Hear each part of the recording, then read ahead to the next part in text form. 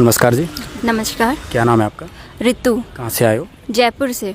अच्छा मैम, एक चीज़ बताइए, जैसा कि यहाँ पे देखा जा रहा है हर पार्क में संत रामपाल जी के फॉलोअर्स आज बैठे हुए हैं, तो आप लोग यहाँ पे क्यों आते हो? हम यहाँ पे तारीख होती है संत रामपाल जी महाराज जी की, तो उस तारीख पे आते हैं। संत रामपाल जी तो जेल में हैं, उनको सज़ा भी हो गई, फिर आप लोगों के आने का यहाँ पे क्या मकसद है, क्या फ़ायदा? एक्चुअली जो आध्यात्मिकता में बिलीव करते हैं तो वो लोग समझ सकते हैं कि जब आप अपने गुरु के पास जाते हैं तो अश्वमेघ यज्ञ के समान पुण्य मिलता है। तो वो लोग उस चीज़ को हम ही समझ सकते हैं, हम एक्सप्लेन नहीं कर सकते। तो मतलब हमें अच्छा लगता है, इसलिए हम आते हैं। क्या आपको लगता है कि जो संत रामपाल जी जेल में हैं और आप फिर भी उनके पीछे लगे हुए, तो क्या आप सही कर रहे हो? बिल्कुल, क्योंकि आज के टाइम में कोई भी इंसान ऐसा नहीं है जो बिना किसी लाभ और फ़ायदे के कुछ भी काम करेगा। तो हमें यहाँ पे बहुत बेनिफिट मिल रहे हैं, इसलिए हम आते हैं। क्या एजुकेशन है आपकी? मैं डॉक्टर हूँ। किस फील्ड के डॉक्टर हैं? मैं होम्योपैथिक डॉक्टर हूँ। मैम आप एक डॉक्टर हैं, पढ़े लिखे हैं, क्या आपको लगता है कि किसी संत की शरण में जाने से, नाम दीक्षा लेने से ये सब रोग फ़ायदा होता है, ठीक होता है? क्या इन चीज़ों पर बिलीव करते हैं? आप ध्यान से अगर कोई सोचे चीज़ों को, तो जो डॉक्टर, जब हम हॉस्पिटल भी जाते हैं तो डॉक्टर लास्ट एक चीज़ ही बोलते हैं कि भगवान पे भरोसा रखो।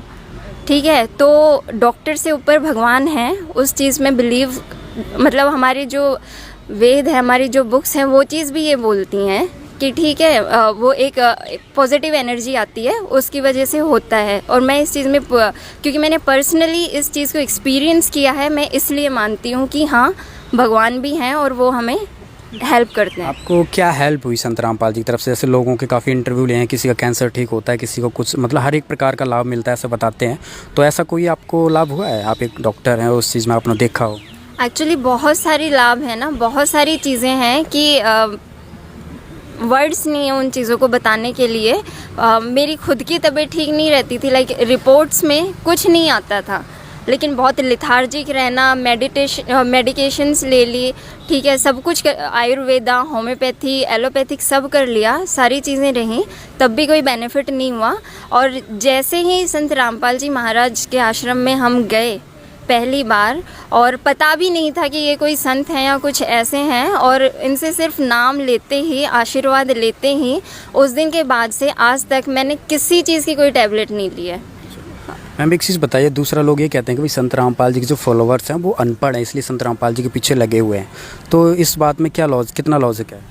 मुझे तो ये बिल्कुल भी लॉजिकल नहीं लगता है, क्योंकि बहुत सारे लोग हैं, ये सीएस हैं, ठीक है, कोई डॉक्टर है, सीएस है, लॉयर है, बहुत सारे लोग हैं जिसको जैसे समझ आ जाती है तो वो उसी हिसाब से आता है। ये मतलब मिथ है, लोगों को ऐसे सिर्फ वहम है, क्योंकि लोग बाहर निकल के देखते नहीं हैं। एक मेंटेलिटी हो गई है कि जो अनपढ़ गंवार होते हैं, जिन्हें किसी चीज़ की समझ नहीं होती, वो ही इनके चक्कर में पड़ते हैं। बल्कि संत रामपाल जी महाराज तो प्रूफ के साथ, मतलब सारी जो स्पिरिचुअल नॉलेज है वो सब कुछ हमें विद प्रूफ्स दे रहे हैं।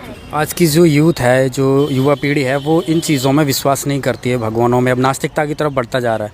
तो आप क्या मैसेज देना चाहेंगे ऐसे लोगों के लिए, जो संत रामपाल जी को मतलब एक बाबा की कैटेगरी में उन्होंने लगा रखे कि सारे बाबा एक से होते हैं, काफ़ी सारे बाबा जेल में जा चुके हैं, संत रामपाल जी भी जा चुके हैं, तो उन सब से संत रामपाल जी क्या डिफरेंस है? संत रामपाल जी, मैं सब लोगों से एक ही रिक्वेस्ट करना चाहती हूँ। एक्चुअल में क्या है कि सही संत मिले नहीं, सही डायरेक्शन मिली नहीं, तो लोग यकीन तो करते हैं, यूथ भी बिलीव तो करता है कि भगवान है, लेकिन उन्हें बेनिफिट नहीं मिला, उन्हें सही डायरेक्शन नहीं मिली, जिसकी वजह से फिर वो एट द एंड इस चीज़ को यूँ कर देते हैं कि भगवान कुछ नहीं होता। तो उनसे यही रिक्वेस्ट है कि एक बार अपने 24 घंटे में से थोड़ा सा टाइम निकाल के इनका सत्संग सुने, बुक्स पढ़ें, और उसके बाद फिर सही और गलत क्या है उस चीज़ का निष्कर्ष निकालें।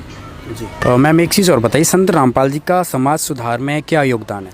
संत रामपाल जी महाराज का समाज सुधार में बहुत ही ज़्यादा योगदान हो रहा है। जैसे कि वो डॉवरी फ्री मैरिजेस करवा रहे हैं, जिसके लिए हमारी सरकार इतनी मेहनत कर रही है, और दहेज के पीछे इतनी लड़कियां ख़त्म हो रही है। दहेज मेन कॉज है जिसकी वजह से चाइल्ड फिटिसाइड मतलब कन्या भ्रूण हत्या होती है, और लड़कियों को बोझ समझा जाता है। संत रामपाल जी महाराज के जितने भी शिष्य हैं वो ना तो दहेज लेते हैं ना देते हैं, ठीक है, और नशा मुक्त भारत या पूरा वर्ल्ड को ही वो नारकोटिक फ्री कर रहे हैं, क्योंकि उनके भक्त ये ऑटोमेटिक होता है, जैसे ही उनसे नाम दीक्षा ली जाती है सारी चीज़ें ख़त्म हो जाती हैं।